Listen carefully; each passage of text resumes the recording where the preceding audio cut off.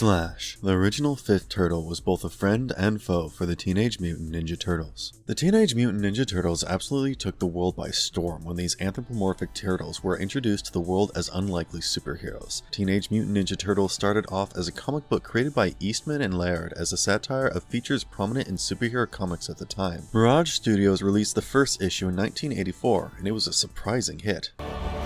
Stop! Won't let you hurt him!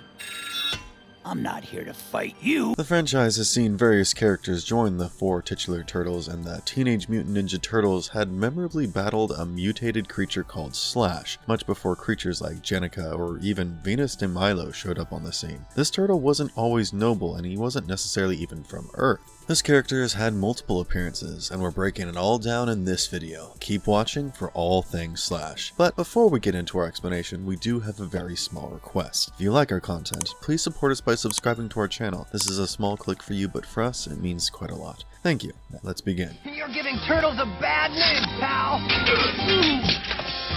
Whoa! Whoa! He was part of the 80s Tmnt animated series. We're breaking out his journey from moronic adversary to indispensable comrade across the Turtles TV episodes and several books because there are so many distinct incarnations of the spike-covered turtle. The first appearance of the character was in the 4th season of the original Tmnt cartoon in 1989. He started off as a pet kept by the Shredder's lackey Bebop, who was mutated to do menial labor for him, and Rocksteady in Slash, the turtle from Dimension X. He was unstable, dim-witted, and prone to outbursts of aggression, possibly as a result of them spilling too much of the mutagenic goo on him. This was especially true if he misplaced his binky, a plastical tropical tree that had been in his bowl before his mutation. Thus, Slash was Bebop's pet turtle in the 1987 animation, and he was altered by Rocksteady to help Shredder with an assignment. Remember his beloved binky? Look, Slash! My binky!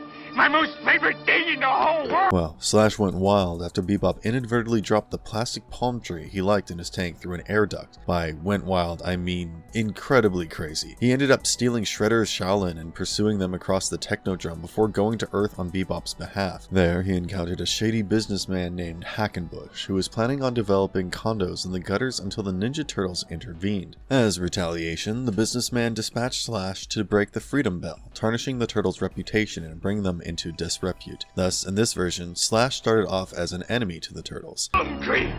You're not a palm tree.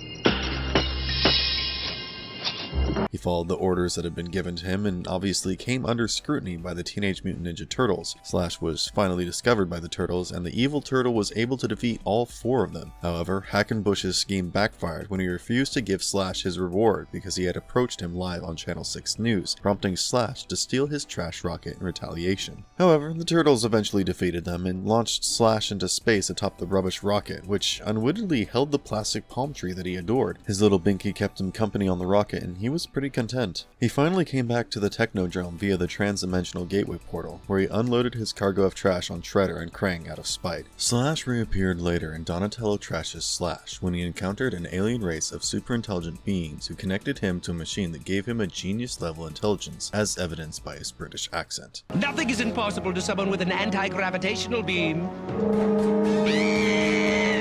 He came to Earth with a plethora of custom-designed weapons and equipment, intending to turn every human being in the whole world into turtles for him to become the one supreme turtle. Slash had turned Vernon and Byrne into turtles and was trying to turn everyone in the entire city into turtles using the Channel 6 satellite dish.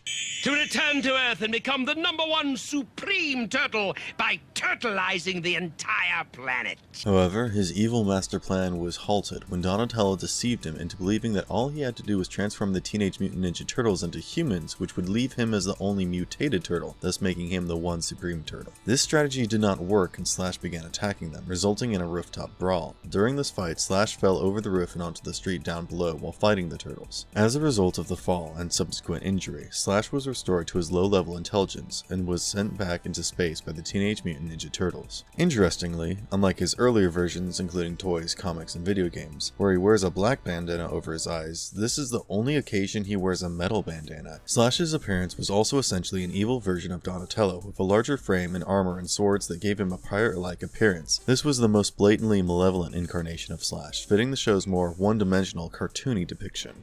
No! Get off of him!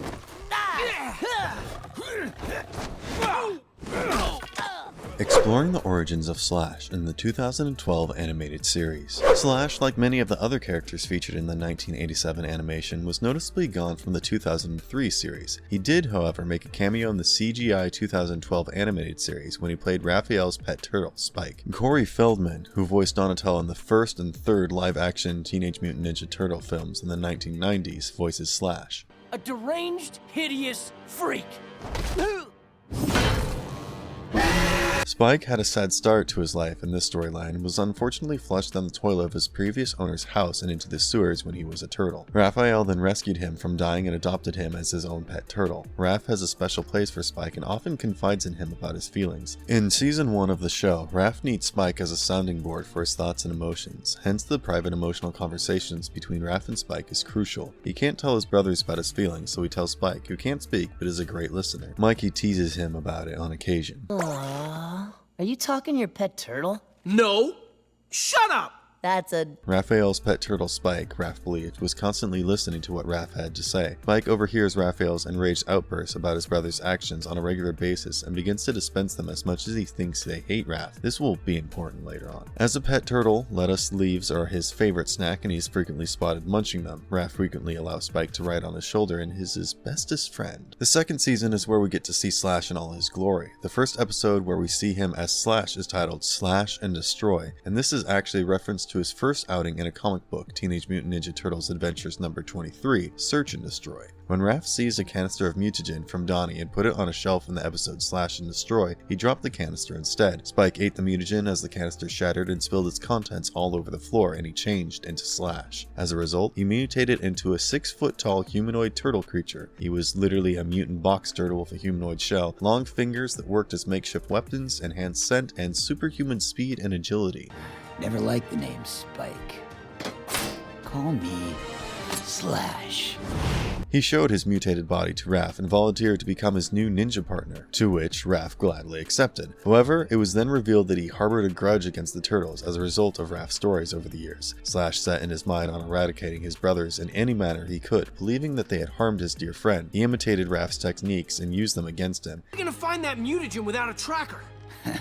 I got a nose for this stuff. I can smell it a mile away. He was, however, knocked off a tall structure after Raph punched him in one of his pressure spots, causing him to lose his footing during a fight. As a result of his calling himself Slash, he unleashes a hellish fury on the Krang, a race of alien invaders, and on the other turtles, who he believed were holding Raph back. Raph slashed out at his erstwhile pet, who slinked away into the night as a result. His weapon of choice was a mace, which was featured in the original Slash toy line. He was caught by the Krangs at one point, and as soon as he was freed, he began vandalizing robots left and right, tossing one and another standing beside a cell, and even saving Raph from being hit by a Krang before vanishing once more. The Rogue Turtle wanted to partner up with the Neutralizer to fight the Krang, but he did not agree with the Neutralizer's heinous behaviors. That fell through. He continued to make appearances in the series in all of its 5 seasons. However, he was not always a villain. After his initial acts of villainy and anger that he had pent up about the rest of the Teenage Mutant Ninja Turtles had simmered down, he actually came around and became a good friend and ally. Slash.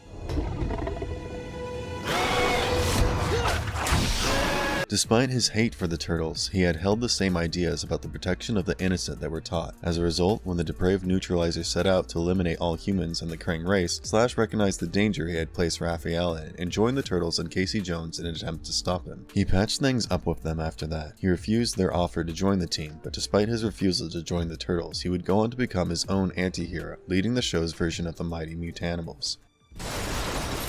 Well, look who showed up to help me blow off some steam.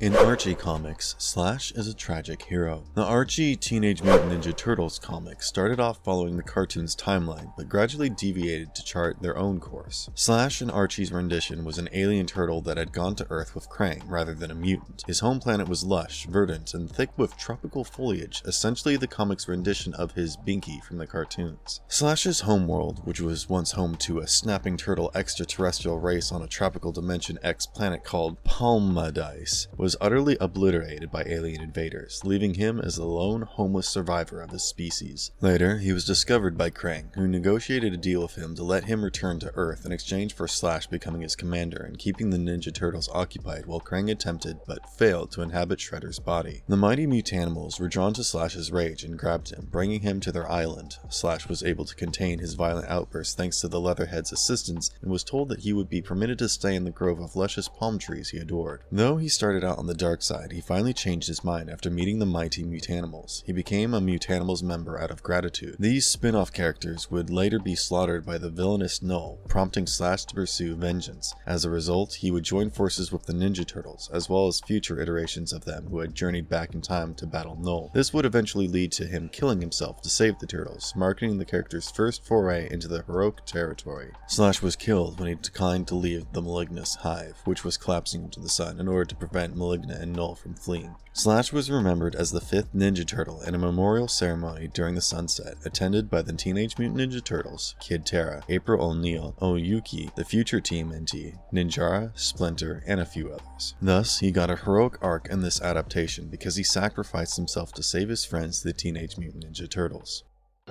I'll smash anything to get a palm tree!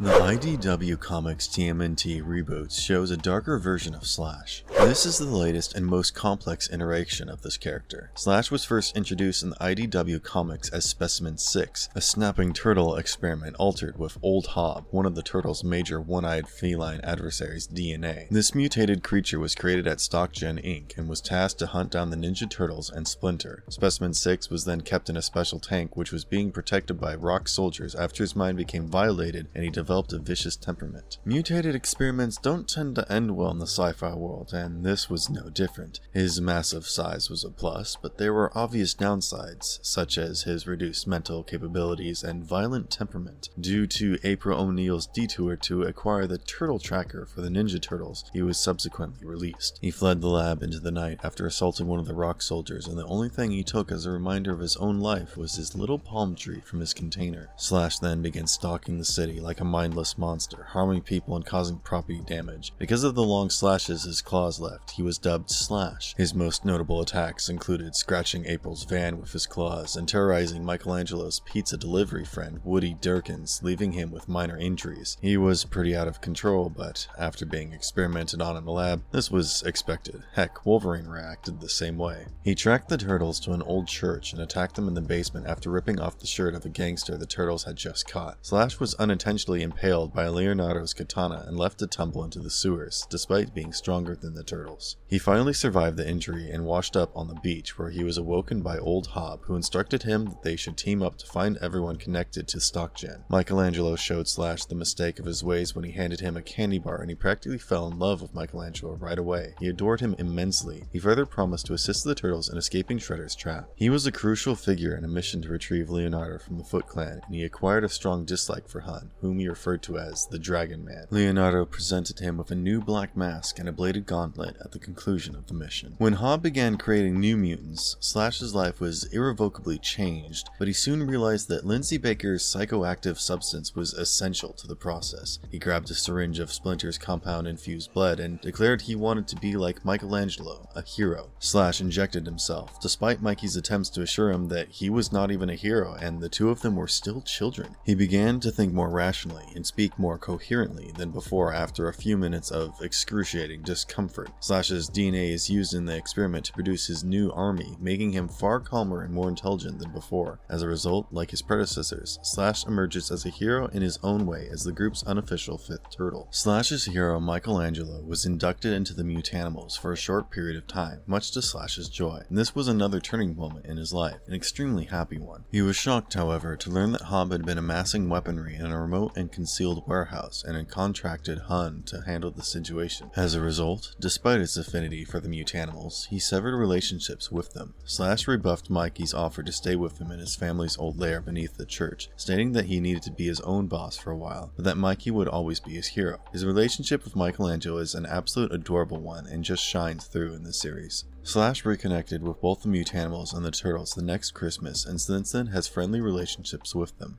I'm gonna tell the others. Tell them you got a new partner. One who knows the true meaning of being a warrior.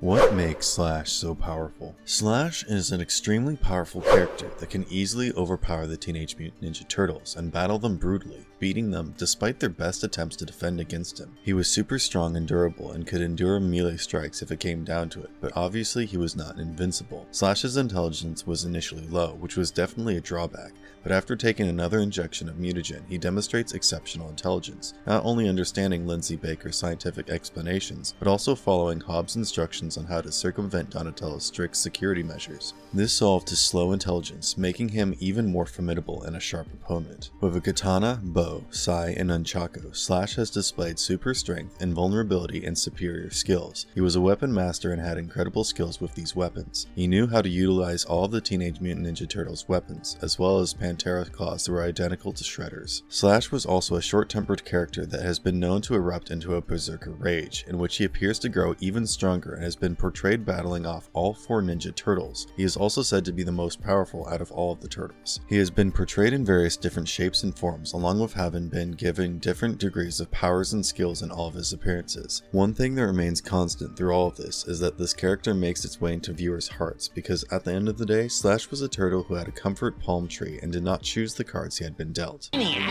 But are your muscles still in shape? Have you ever wondered how 5 Teenage Mutant Ninja Turtles could be better than 4? Well, Slash had a glimpse into that world, and did so beautifully. He was created as a complex character and has multiple character arcs. Fans also have a special place in their hearts for the Archie comics version of Slash, because of the immense transformation of the character, and the major redemption arc that Slash gets. He is truly transformed into a hero in that adaptation, and we look forward to more character interpretations along those lines. What do you think about Slash? Let us know in the comment section below, and if you liked our content, don't forget to leave a like and subscribe to us if you haven't already. Have a good one and be safe. Thanks everyone. I need to go my own way, Raphael. Think I'm better off solo.